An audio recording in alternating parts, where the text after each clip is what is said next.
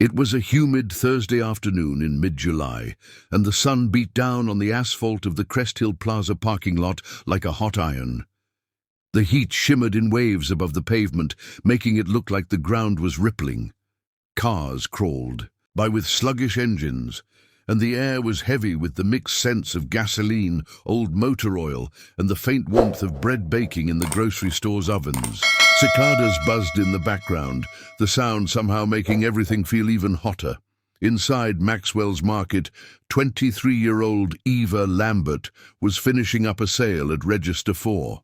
Her green apron clung to her from the humidity, and her fingers were sticky with the remains of a spilled mango smoothie she hadn't had time to clean off. Her long brown hair, twisted up in a bun, had started to loosen, strands clinging to the sides of her face. She was polite to every customer, always had been, but her mind often drifted, sometimes to the sky outside, sometimes to the stories she wrote in notebooks after her shift. Eva had been working at Maxwell's Market for nearly 3 years. She knew most of the regulars by name, knew which old man always forgot his coupons, and which woman tried to pay for everything with expired gift cards. She never made fun of them. She just smiled and helped them through. People often said she was too quiet, too plain, too soft, but Eva had steel in her. Life had made sure of that. She'd grown up here, in Crest Hill, raised by her mother after her father died in a car accident when she was 12. Her mother worked 2 jobs, one as a seamstress, another cleaning offices downtown. They never had much, but Eva had learned early on how to stretch a dollar and how to make things work. That afternoon, as Eva finished counting out exact change, for a sweet old woman with a bag of lentils, her supervisor, Terry, called out to her from behind the customer service desk. "Hey, Eva, mind grabbing the carts from the far end of the lot? Jason's on break and it's getting crowded." Eva nodded, eager for any reason to step outside, away from the beep of scanners and the stale air inside the store. She slipped off her gloves, grabbed another pair from under the register, and stepped out the automatic doors. The heat hit her like a wall. Her shoes scuffed against the baking pavement as she made her way toward the cart corral at the far end of the lot. The sun glared in her eyes, and the dark surface of the parking lot radiated heat that made her dizzy. She moved quickly, weaving between parked cars, her eyes squinting against the brightness. The metal carts were lined up messily, a few strays, half pushed toward the corral but never quite there. She was just about to reach them when she heard a sharp, thin sound, a cry. At first she thought it came from a kid throwing a tantrum, but then she heard it again, high-pitched, desperate. Muffled, Eva turned toward the sound. Her eyes landed on a sleek, black SUV parked along the far curb. It was idling in the sun, its glossy surface nearly too bright to look at. There was no movement inside, except for what she saw in the back seat. Her stomach dropped. Inside the car, in a rear-facing car seat, was a baby, no older than 8 or 9 months. His face was flushed a deep red, and he was screaming. His tiny fists flailed as he kicked and arched his back, sweat glistening on his forehead. Eva ran to the car. She pounded on the window. "Hello? Is someone in there?" Nothing. She ran around the SUV, checking the front seats. Empty. The engine wasn't running. The windows were rolled up tight. She pressed her face to the glass again. The baby's cries were starting to weaken, the way cries did when panic turned into exhaustion. His chest heaved, and his eyes fluttered, unfocused. Eva looked around wildly. Cars passed by. A couple exited the store carrying shopping bags, chatting. Nobody noticed. Nobody saw. She grabbed her phone and dialed 911, her fingers trembling. "There's a baby locked in a car," she said the moment the operator answered. "At Crest Hill Plaza, Maxwell's Market. It's hot, he's crying, the car's off. Please, please hurry." "Help is on the way," the voice said. "Do not leave. Do not attempt to break the glass unless absolutely necessary." But Eva was already moving. She sprinted back inside the store, shouting as she passed the checkout lanes. I need something to break a window, a hammer, a tire iron, something. Terry came out from behind the service counter, startled. What's going on? There's a baby, locked in a car. He's cooking in there. Terry's eyes widened. She grabbed the fire extinguisher from the wall and shoved it into Eva's hands. Eva didn't stop to thank her. She bolted back out the door and raced to the SUV. The baby had stopped screaming.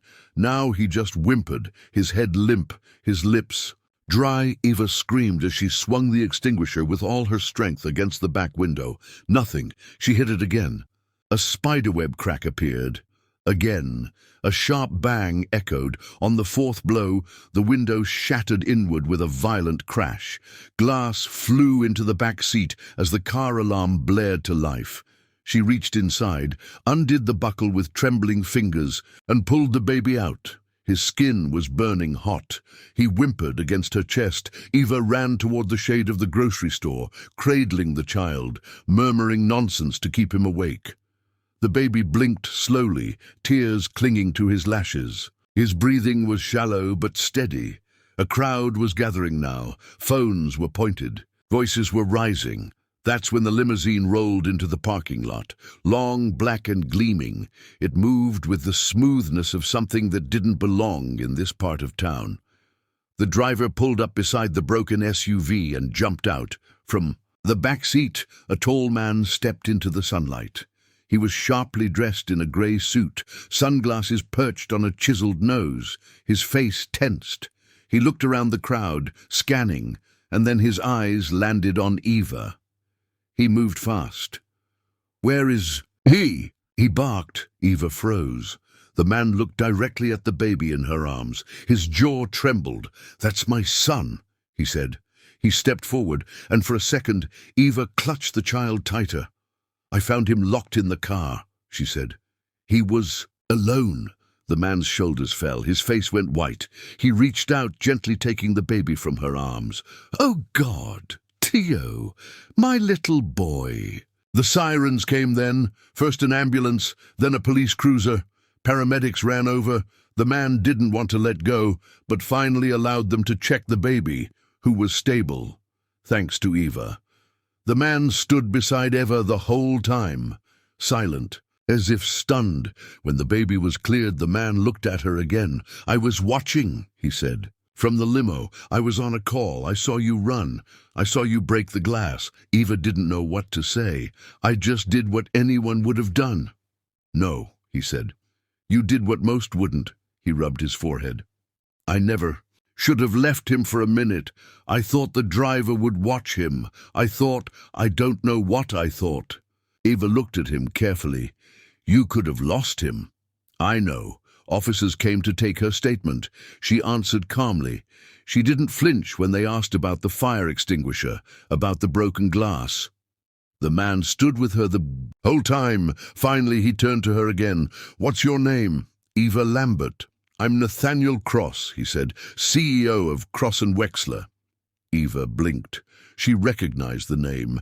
His face, too, now that she looked harder. His company. "Name was on every second billboard in the city. You saved my son," he said. "I owe you everything." "I don't want anything," Eva said. "I'm just glad he's okay." Nathaniel pulled a card from his wallet. "Please, come to my office Monday, noon." "Why?" "I want to offer you a job." Eva laughed, still catching her breath. "I don't think I'm qualified for anything like that." "You are," he said. "You're exactly what I need." A month later, Eva Lambert stepped through the glass doors of Cross & Wexler.